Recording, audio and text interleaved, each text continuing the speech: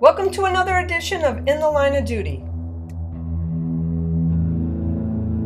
We lost 6 officers in the line of duty this week, giving us a total of 55 law enforcement officers lost in the line of duty this year, up 22% from this time last year, with every category reporting higher numbers except medical, which is down 53%, mainly due to the lack of C-19 related fatalities that we had last year.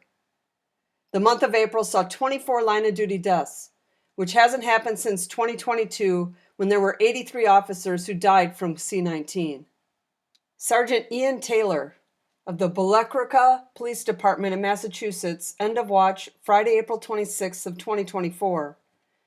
Sergeant Ian Taylor was struck and killed by a piece of construction equipment while working an overtime assignment at the intersection of Boston Road and Pollard Street about 2 p.m. He was assisting a tractor-trailer pass through the construction zone when he was struck by an excavator that was backing up. Sergeant Taylor was transported to the Leahy Hospital and Medical Center, where he succumbed to his injuries. Sergeant Taylor had served with the Billerica Police Department for 13 years and had previously served with the Lawrence Police Department for 8 years. He is survived by his wife and 3 children. His father is a retired Lawrence police detective, and his brother is a police detective. He was 49 years old, and his tour was 21 years. Police Officer Russell Croxton of the Dubach Police Department in Louisiana, end of watch Saturday, April 27th of 2024. Police Officer Russell Croxton was struck and killed by a tractor-trailer while conducting a traffic stop on US 169 shortly after 1 p.m.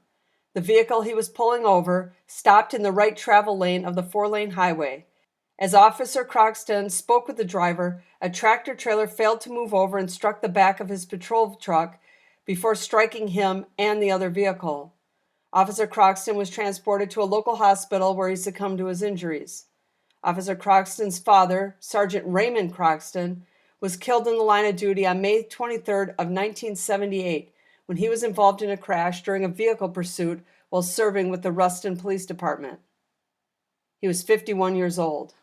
Police Officer Joshua Eyer of the Charlotte-Mecklenburg Police Department in North Carolina, Investigator Samuel Poloche, and Investigator William Alden Elliott of the North Carolina Department of Adult Correction in North Carolina, and Deputy U.S. Marshal Thomas M. Weeks of the U.S. Department of Justice, U.S. Marshals Service.